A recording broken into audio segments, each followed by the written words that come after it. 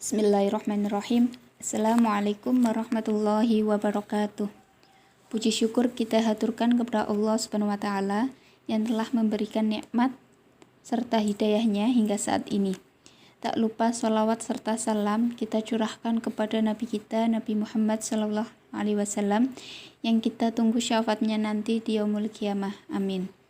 Perkenalkan, kami dari kelompok 1 yang terdiri dari Ida Novitasari dan Siti Nurbaiti.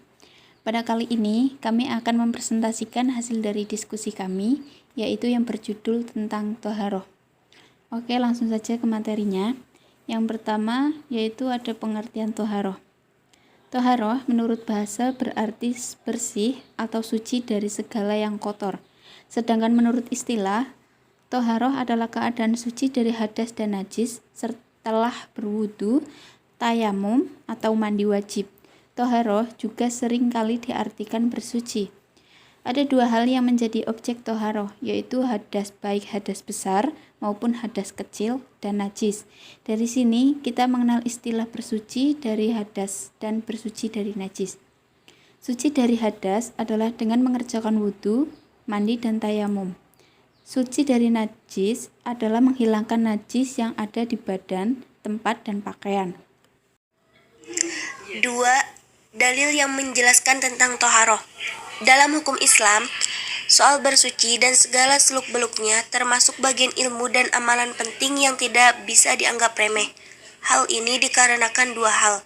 Pertama, toharoh menjadi syarat syahnya ibadah-ibadah tertentu, seperti sholat. Hal ini artinya jika sholat tidak dibangun atas dasar toharoh, suci dari hadas dan najis, maka konsekuensinya yaitu salatnya dianggap tidak sah dan tidak diterima oleh Allah Subhanahu wa taala. Nabi sallallahu alaihi wasallam bersabda, "La yaqbalullahu sholata ahadikum idza ahdasa hatta yatawaddoa." Artinya, Allah tidak akan menerima salat kalian jika berhadas sampai kalian berwudu. Kedua, alasan mengapa Islam menempatkan toharoh sebagai masalah yang penting karena toharoh berhubungan langsung dengan masalah kebersihan. Hal ini sesuai dengan firman Allah Subhanahu wa taala dalam Al-Qur'an surat Al-Baqarah ayat 222. Bismillahirrahmanirrahim. Innallaha yuhibbut tawwabin wa yuhibbul mutatahhirin. Artinya, sesungguhnya Allah menyukai orang-orang yang bertaubat dan menyukai orang-orang yang menyucikan diri. Quran surat Al-Baqarah ayat 222. 3. Macam-macam toharoh. Yang pertama ada wudu. Wudu adalah membasuh anggota tertentu dengan tujuan untuk menyucikan diri. Wudu sendiri merupakan syarat sah sholat. Hal ini sesuai dengan firman Allah dalam Al-Quran surat Al-Maidah ayat 6. Dan ada pula rukun wudu. Menurut Imam Syafi'i menyebutkan ada 6 rukun wudu, antara lain 1. Niat, 2. Membasuh wajah, 3. Membasuh kedua tangan beserta kedua siku, 4. Mengusap sebagian kepala, 5. Membasuh kedua kaki beserta kedua mata kaki, yang keenam tertib. Rukun wudu mungkin bisa saja berbeda menurut beberapa pendapat lain. Namun secara keseluruhan terdapat 6 rukun wudu. Yang kedua mandi, yaitu meratakan air ke seluruh tubuh dari rambut sampai ujung kaki dengan niat yang ikhlas. Mandi bisa menjadi wajib karena 5 sebab. 2 sebab bisa terjadi pada laki-laki dan 3 sebab bisa terjadi pada perempuan. Yang pada laki-laki yaitu ketika bersetubuh dan keluarnya air mani. Sedangkan pada perempuan yaitu ketika haid, datang bulan, nifas dan melahirkan. Selain itu, mandi juga menjadi wajib bagi mereka yang masuk Islam. Seorang non-muslim yang menyatakan ingin masuk ke dalam ajaran Islam, maka ia wajib mandi baginya. Yang terakhir yaitu kematian. Apabila ada seorang muslim yang meninggal, maka wajib jasadnya dimandikan oleh orang yang masih hidup.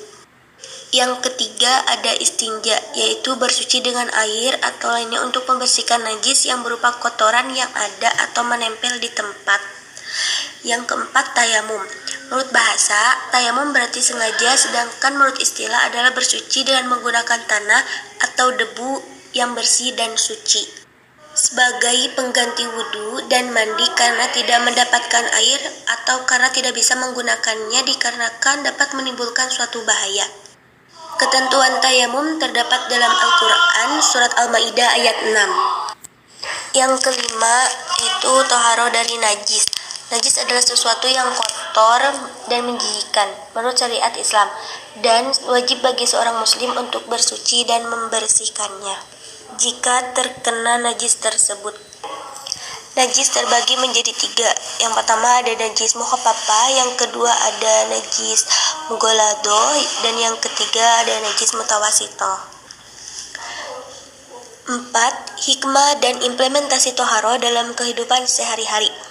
Hikmah toharo yang pertama adalah manusia menginginkan agar terpelihara dalam kesucian, merasa tak ingin melakukan sesuatu yang membuat dirinya ternoda dengan sesuatu yang tidak menyenangkan. 2. Seseorang akan mengalami kehidupan yang sehat dan merasakan kebahagiaan, baik bagi dirinya maupun orang lain. 3. Manusia akan selalu ingin bersih dan suci, baik lahir maupun batin. 4. Merasakan pikiran yang jernih dan tidak ingin melakukan sesuatu perbuatan yang merugikan dirinya. 5.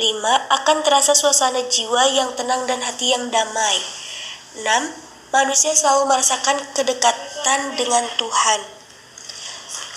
Kesimpulannya, kebersihan yang sempurna menurut syara disebut taharoh, yang merupakan masalah yang sangat penting dalam beragama dan menjadi pangkal dalam beribadah. Tidak ada cara bersuci yang lebih baik daripada cara yang dilakukan oleh syariat Islam. Karena syariat Islam menganjurkan manusia mandi dan berwudu dalam beribadah yang menghantarkan manusia berhubungan dengan Allah Subhanahu wa taala. Sekian dari kami, mohon maaf atas segala kesalahan dan kekurangannya, dan terima kasih atas waktunya. Wassalamualaikum warahmatullahi wabarakatuh.